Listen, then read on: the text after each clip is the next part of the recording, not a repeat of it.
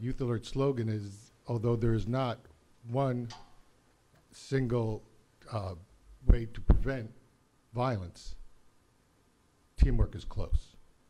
Youth violence, and you've already referred to this, it's an extraordinarily important issue in our community, and it's one that affects the lives and the futures of hundreds, thousands of young people in our community every day. It's also a very complex issue. There are many, many causes and quite a few different solutions that are often offered. But one thing is clear, and this is reflected really in the mission and the focus of this organization. Education is a positive step forward. In fact, I've been reading a little bit about your organization, Mr. Wayne, and one of the things that struck me is that in your mission statement, you say you have a moral mission to bring about a substantial reduction in violence through education. Resort to violence, I think we need to ask the question of ourselves, why does our society resort to violence? Why is violence often the first response by many people, not just young people, but by other agencies and organizations and other individuals? Dear friends, thank you for inviting me to join you this morning. Although I am unable to be there in person, I am proud to add my voice to all those here who are committed to reducing violence in our community and across the Commonwealth. As you know, young people face pressure from all sides, and negative influences can be overwhelming. But each one of you here today has made an important choice to engage the critical work of reducing violence and to set positive examples for all others in our community. Thank you for your dedication, and I am so proud to support these efforts at home and in Congress. I will continue to stand with you and reduce violence in our community and throughout our country. Sincerely, John Yarmouth, Member of Congress. Excuse me. So, people running for office here in Kentucky, people in office in Kentucky, national, don't let them put them down.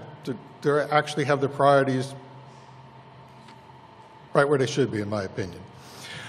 Speaking of teamwork, it's going to take apart all parts of the community. It's going to take the schools, it's going to take the mayor's office, it's going to take enforcement, it's going to take community.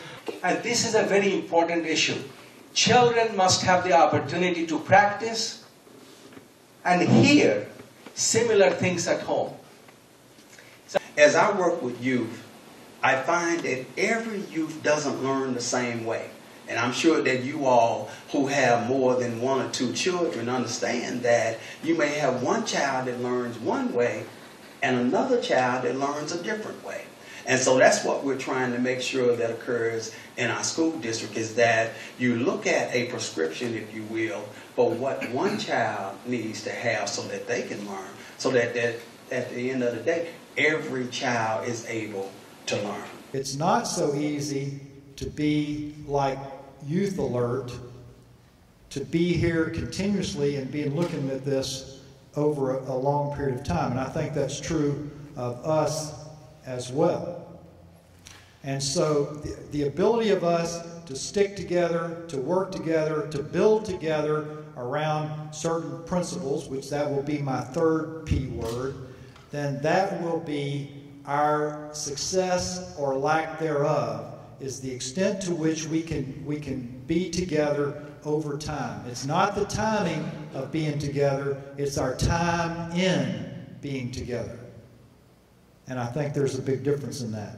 You know, really one of the things that differentiates those who succeed, it's not just IQ or natural native intelligence, it's about hard work. And we sort of know this. You don't have to have research to show you. I don't know. We kind of ask the questions to the parents of issues that they think that they need to address, and actually help the parents develop an action plan to develop a project to address it. And we actually go through the steps and help you break it down and get to the root cause of the problem, because a lot of times you have a problem, but unless you ask the right questions, you don't necessarily get to the root cause. Teen violence is our Groundhog's Day. We're telling these stories over and over and over again. I know everybody's got the attention of the last 2 weeks or what happened last weekend at Waterfront Park, but we can look at Louisville and say that it actually goes far beyond that. It was less than 6 months ago when a young man was standing out near the bus stop at 18th and Broadway and was shot and fell dead in Esquire Alley behind a gas station. A year before that, a teenager was shot and killed on board a TARP bus over and over and over again. This is our Groundhog's Day. And I can tell you that I am sick of this story. Like I said, in order to teach, you need love, understanding, and effective communication. Without that, you're not going to reach our youth. I'm a Gestalt thinker. I believe that the whole is greater than the sum of its parts. In other words, one arm can do so much, one leg can do so much, one foot can do so much, one back can do so much, but when you put them all together, you can do a whole heck of a lot. In other words, what you can do collectively, you can do more than individually.